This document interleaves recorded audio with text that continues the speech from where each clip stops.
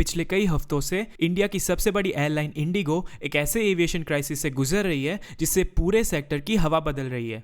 Flights बार बार reschedule हो रही है, कैंसलेशंस बढ़ते जा रहे हैं, एयरपोर्ट्स पर लगातार भीड़, अनाउंसमेंट्स की आवाज़ें, लोग बार बार अपनी फ्लाइट्स का स्टेटस चेक कर रहे हैं और फिर वही message, your flight has been cancelled. पूरा ट्रैवल सीजन एक ही झटके में अस्त व्यस्त हो गया है और इसी बीच एक एयरलाइन चुपचाप मौका पकड़कर ऊपर उठना शुरू कर देती है। जी हाँ, हम बात कर रहे हैं एयर इंडिया की, जो इस केओस को एक कैलकुलेटेड अपॉर्चुनिटी की तरह देख रही है। तो क्या इंडिया की नंबर 1 एयरलाइन इंडिगो वाकई अपनी बढ़त खो रही है या ये सिर्फ एक टेम्पररी टर्ब्यूलेंस है? Welcome to the Indian eye, जहां हम बदलती दुनिया को देखते हैं इंडियन पर्सपेक्टिव से। और आज की टॉप स्टोरी है इंडिया की एविएशन दुनिया का सबसे बड़ा शेकअप। इंडिगो इस समय एक ऐसे ऑपरेशनल प्रेशर में फंस गया है जिसकी वजह से रोजाना हजारों पैसेंजर्स का ट्रैवल प्लान बिगड़ रहा है। सबसे बड़ी दिक्कत कहाँ है?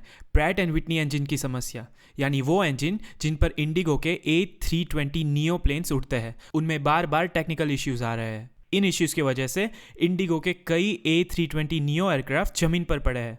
जितने प्लेन्स उड़ने चाहिए उतने हवा में है नहीं और इसका सीधा असर कैंसलेशंस और रीस्केड्यूलिंग पर पड़ रहा है।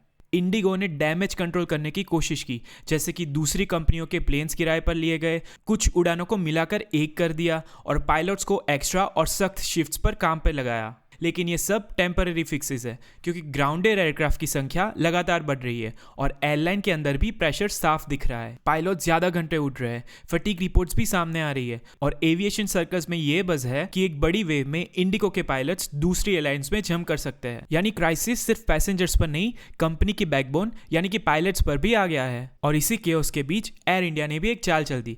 टाटा ग्रुप पहले ही मैसिव फ्लीट एक्सपेंशन कर रहा है, लेकिन अभी उन्होंने एक और इम्पॉर्टेंट कदम उठाया, एक्सपीरियंस्ड A320 पायलट्स के लिए ओपन रिक्रूटमेंट। और सबसे ज्यादा एप्लीकेंट्स किस एयरलाइन से आ रही है? आपने सही सोचा, इंडिगो से, बिकॉज सैलरी ज्यादा मिल रही है, शिफ्ट्स पहले से फिक्स्ड रहती है, इंटरनेशनल उड़ाने का मौका मिल रहा है और काम का माहौल भी ज्यादा स्टेबल है। एयर इंडिया इस पूरी स्थिति को एक परफेक्ट अपॉर्चुनिटी की तरह देख रहा है। इंडिगो क्राइसिस में है, पायलट्स परेशान है और एयर इंडिया उसी मौके पर उन्हें तेजी से हायर कर रहा है। ये सिर्फ हायरिंग वॉर नहीं, ये एविएशन दुनिया का साइलेंट रीशफल है और इंडिगो के शेयर प्राइस पर भी क्राइसिस का सीधा असर पड़ा है। एक ही वीक में 17% तक गिरावट, लगभग 35,000 करोड़ की वैल्यू वाइप आउट हो चुकी है और इन्वेस्टर्स को डर है कि प्लेन्स जमीन पर पड़े और उड़ नहीं पा रहे, कंपनी के खर्चे बढ़ रहे हैं, पायलट्स छोड़कर जा रहे हैं और इन सबसे कंपनी का प्रॉफिट भी कमजोर पड़ रहा है। एनालिस्ट्स वार्न कर रहे हैं कि अगर ये क्राइसिस और दिनों तक चला तो इंडिया की नंबर 1 एयरलाइन की डोमिनेंस चैलेंज हो सकती है। DGCA, वो अथॉरिटी जो तय करती है कि इंडिया में कौन सी एयरलाइंस कैसे उड़ सकती है,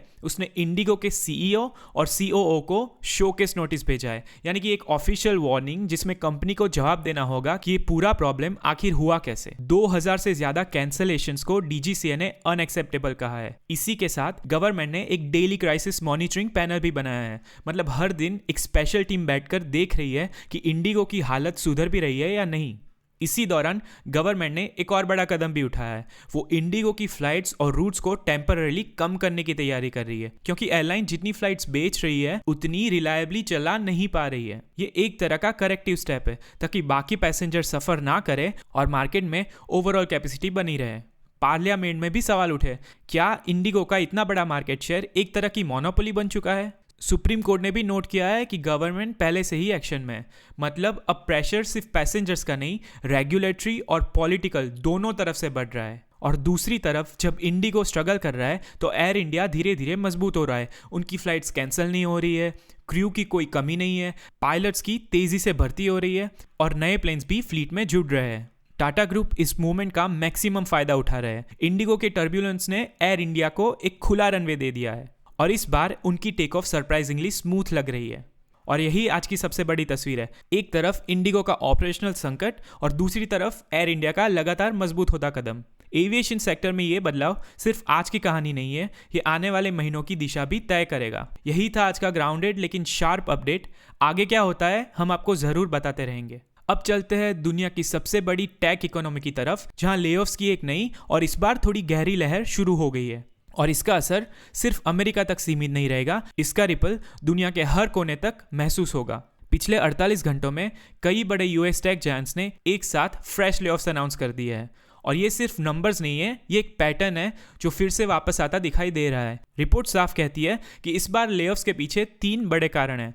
पहला, ऑटोमेशन का बढ़ता प्रेशर, दूसरा कॉस्ट कटिंग की मजबूरी और तीसरा ग्लोबल डिमांड का स्लो हो जाना। Amazon, मेटा और कई बड़े एंटरप्राइज SaaS फर्म्स सभी अपनी टीम्स को श्रिंक कर रहे हैं। कई हंड्रेड्स में लेऑफ्स कर रहे हैं, कहीं पूरे डिपार्टमेंट्स ही रिस्ट्रक्चर्ड किए जा रहे हैं। कुछ कंपनियों ने हायरिंग फ्रीज लगा दिया है, कुछ ने टीम्स मर्ज कर दी है और कई ओपनली कह रही है कि AI ड्रिवन एफिशिएंसी की वजह से अब कम लोगों में ज्यादा काम चलेगा। यानी कई ऐसी जॉब्स जो पहले एसेंशियल मानी जाती थी अब ऑटोमेशन और AI टूल्स की वजह से ग्रेजुअली कम हो रही है।